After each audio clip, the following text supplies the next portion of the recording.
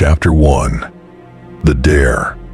The town of Asheville had always had its secrets, but none as notorious as the abandoned Blackthorn Asylum. Perched on a hill and surrounded by a forest that locals called the Whispering Woods, the asylum had been closed for decades. Stories of strange occurrences, ghostly sightings, and sinister echoes kept most people away. Yet, its dark allure was irresistible to thrill seekers.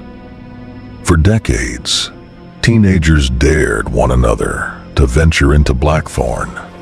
Most would walk up to its rusted gates, maybe peek through the shattered windows, and run back to town with exaggerated tales of bravery.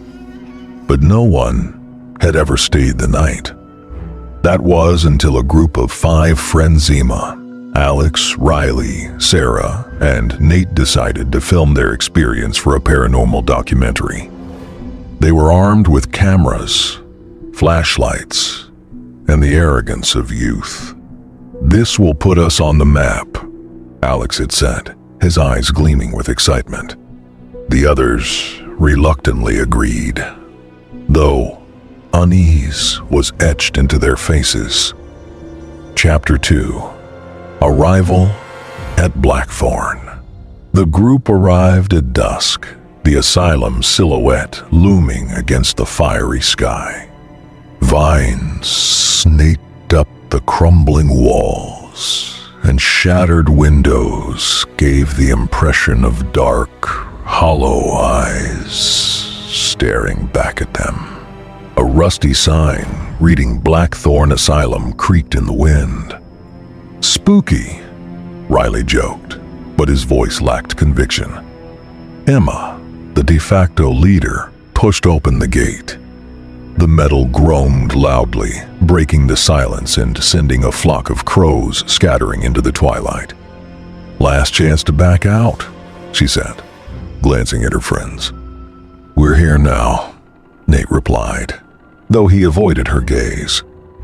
The group stepped inside, the atmosphere immediately heavy.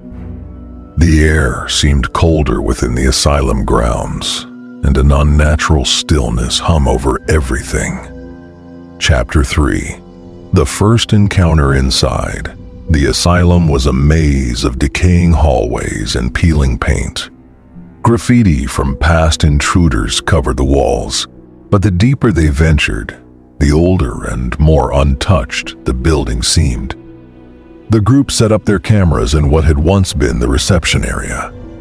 "All right," Emma said, adjusting her flashlight. "Let's split up to cover more ground.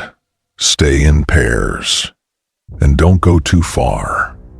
They paired off, Emma and Alex, Sarah and Riley, with Nate deciding to stay in the reception area to monitor the equipment. The walkie-talkies crackled as they all tested their connections before dispersing. Emma and Alex wandered down a hallway lined with doors to former patient rooms. Each door was slightly ajar, and the air smelled of mildew and decay. "This place must have been awful when it was running," Alex muttered, his voice echoing faintly. Suddenly, a door slammed shut behind them. Both spun around, flashlights darting.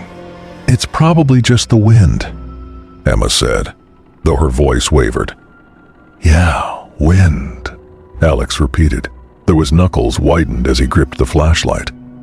Chapter 4. Uneasy Discoveries. Meanwhile, Sarah and Riley explored the upper floors. They found an old treatment room with rusted equipment and broken glass scattered across the floor. Riley leaned in to examine a dusty cabinet when Sarah froze. "Do you hear that?" she whispered. Riley paused, and then he heard it. Faint whispering. It seemed to come from all around them, an incomprehensible chorus of voices. "Let's go back," Sarah urged, but as they turned to leave, The door slammed shut on its own. Downstairs, Nate was staring at the monitor when the walkie-talkie crackled to life.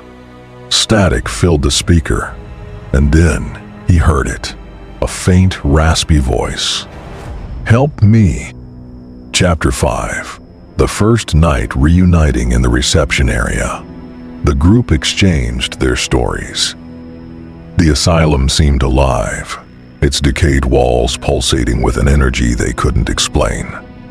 "Something's definitely here," Riley said, trying to mask his fear with a nervous laugh. "We've only scratched the surface," Emma replied, determined to uncover the truth. They decided to set up their sleeping bags in the asylum's old cafeteria, a relatively open space that felt slightly less claustrophobic. Nate suggested setting up a camera to record while they slept. As the group drifted off, the sounds of the asylum seemed to grow louder. Footsteps echoed down the hallways, faint whispers floated on the air, and doors creaked open and shut. The camera's red recording light blinked steadily, capturing it all. Chapter 6. The asylum's past. The next morning, Emma reviewed the footage while the others explored further. The video showed something chilling. Shadows moving independently of any light source, and faint, ghostly figures appearing at the edges of the frame. "Guys, you need to see this," Emma called, her voice trembling. As they watched the footage, the pieces of the asylum's dark history began to unfold. Records they'd found in an old office detailed unethical experiments conducted on patients, many of whom had died within the asylum's walls. Some accounts even suggested that the head doctor, a man named Dr. Alistair Crane, had become obsessed with using occult rituals to cure his patients. Chapter 7. The Descent. The group decided to explore the basement, where they suspected many of the experiments had taken place. The air grew colder as they descended, their flashlights barely piercing the darkness. They found a series of rooms with rusted chains hanging from the walls and strange symbols etched into the stone floors. As they moved deeper, the oppressive feeling intensified. The whispering grew louder, and the walls seemed to close in around them. Then they found it, a locked door with the word "never" scratched into the wood. "We have to see what's inside," Emma said, ignoring the others' protests. Using a crowbar they'd found earlier, Alex pried the door open. A foul stench poured out, and the group gagged as they stepped inside. The room was filled with old medical equipment and a large, blood-stained table. In the center of the room was a book, bound in leather, its pages filled with handwritten text and drawings of strange rituals. Chapter 8. Unleashed. As Emma read from the book, the asylum seemed to react.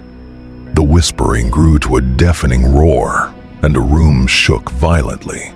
Shadows coalesced into humanoid shapes, their eyeless faces turning toward the group. "Run!" Nate shouted, and they fled back upstairs, pursued by the shadowy entities. Doors slammed shut behind them, and the walls seemed to pulse with life. By the time they reached the main hall, only 3 of them remained together. Sarah and Riley were nowhere to be found. Chapter 9. A Fight for Survival. The remaining friends tried to escape, but the asylum wouldn't let them go. The front doors were sealed shut, and the windows now revealed only darkness. The whispers taunted them, speaking their names and dredging up their darkest fears. As they searched for a way out, they encountered Sarah and Riley. But something was wrong.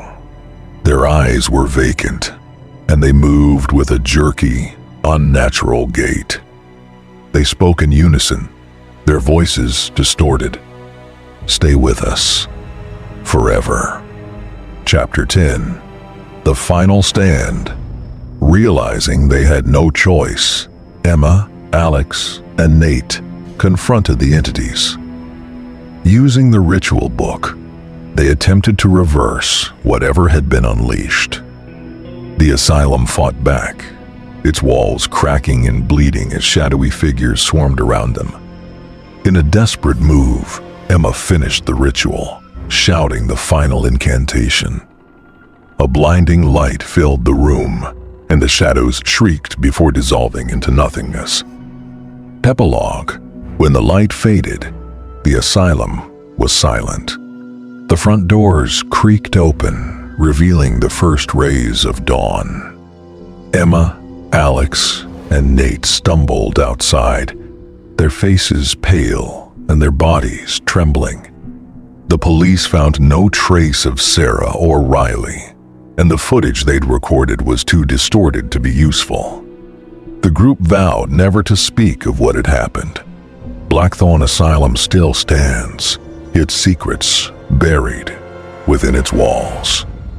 But on quiet nights, the locals swear they can hear the echoes of screams and whispers, a reminder that some doors should never be opened.